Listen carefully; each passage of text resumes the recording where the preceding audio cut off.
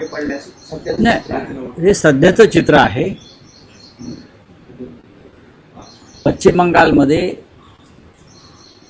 ज्या पद्धतीनं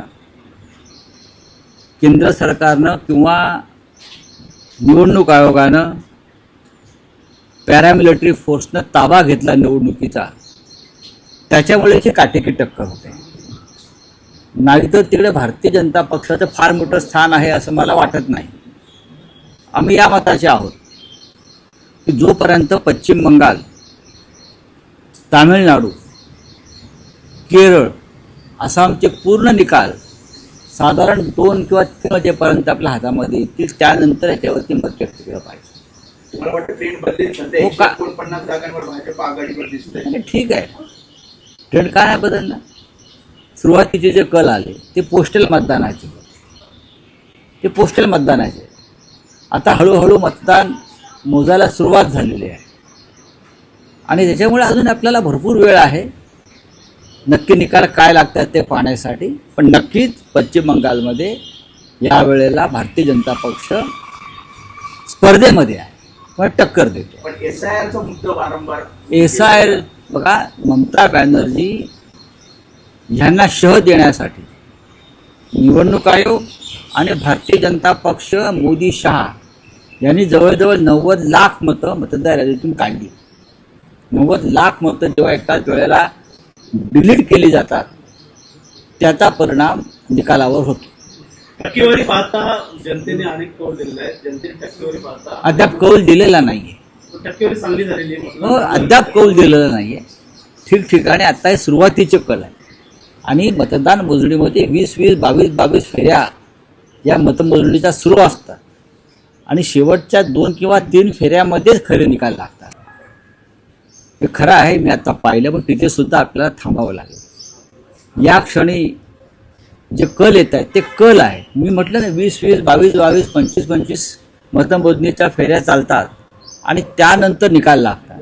तुम्ही पहिल्या दुसऱ्या फेरीमध्ये हे निकाल नाही सांगू शकत.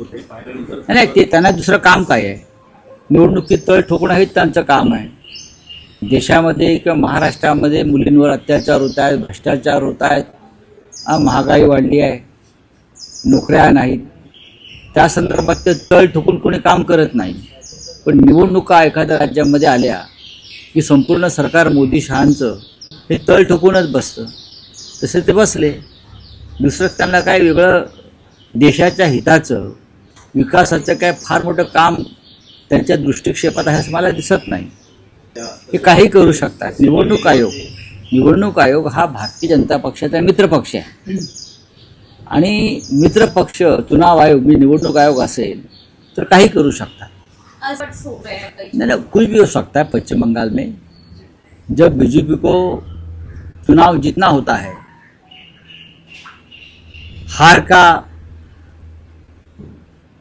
उनको जो हार का सामना करना पड़ता है और जीतने की कोशिश करते हैं वो लोग, तो ये सब हाथखंडे अपनाते हैं.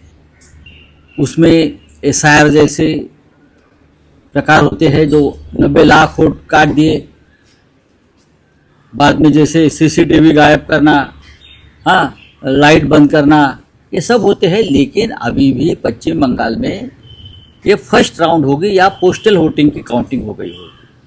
अभी त्या पोटनिवडणुका या प्रतिकात्मक आहे. विशेषतः सुनेत्रा पवार यांच्या मतदारसंघामध्ये तर प्रमुख पक्ष कोणीच निवडणूक लढलेले नाही. काही अपक्ष तिथे निवडणुकीला उभे असल्यामुळे तिकडे निवडणूक होते. राहुरीमध्ये राष्ट्रवादी काँग्रेसने निवडणूक उभा केला. आम्ही त्यांना पाठिंबा दिला. पण शेवटी कर्डिले यांच्या निधनानंतर झालेली निवडणूक आहे, त्याचा फायदा त्यांच्या घरातल्या उमेदवाराला मिळतो.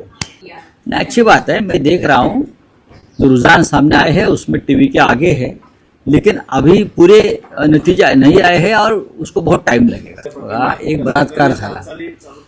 बलात्कार झाला 4 वर्षाच्या मुलीवर, बरोबर आहे. ह्याच्यामध्ये कायदा आणि सुव्यवस्था सांभाळणाऱ्या गृहमंत्र्यांचं अपयश आहे. मग SIT त्यांची चौकशी करणार का?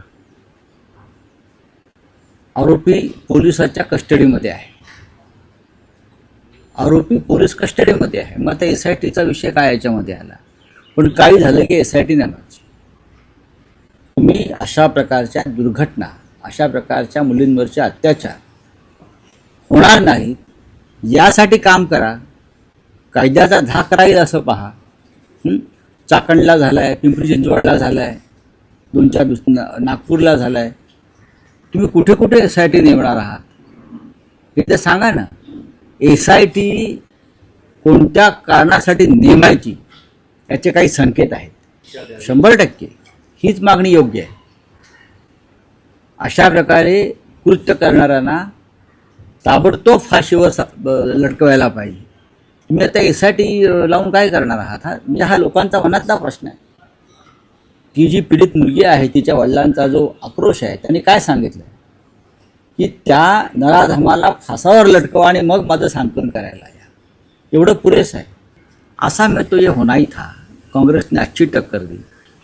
जहाँ जहाँ डिलिमिटेशन हो गया है उनकी मर्जी के मुताबिक और SIR हो गया है, वहाँ बीजेपी को जीत मिल रही है. उधर नहीं, वहाँ इलेक्शन कहाँ हो गया है? वहाँ इलेक्शन हुआ ही नहीं है. हम सभी ने मिलकर महाविकास आघाड़ी ने डिप्टी CM सुनेत्रा पवार को सपोर्ट किया था. अब कुछ इंडिपेंडेंट वहाँ नॉमिनेटेड लोग थे, नॉमिनेशन था, उसके लिए चुनाव हो रहा है. तर एकनाथ शिंदेला पुन्हा मुख्यमंत्री केल्याशिवाय स्वस्त बसणार नाही असं बच्चू कडूंचं म्हणणं आहे. त्यामुळे देखिए, पुणे रेप केस में, पुणे डिस्ट्रिक्ट में 3 रेप हो गए एक दिन में. तो कौन सा रेप केस के लिए SIT गठन की है? कोई बता सकता है? भोर में रेप हो गया 4 साल की बच्ची पर, चाकण में हो गया है, पिंपरी चिंचवड़ में हो गया है, 3 रेप हो गए हैं. तो कौन से घटना के लिए मुख्यमंत्री और गृह मंत्री ने SIT की घोषणा की है? किसी को मालूम नहीं. हाँ, ये SIT का विषय नहीं है. अगर SIT बनी है तो गृह मंत्रालय से इंक्वायरी होनी चाहिए कि गृह मंत्रालय क्यों फेलियर हो गया है ये घटना रोकने के लिए ऐसी.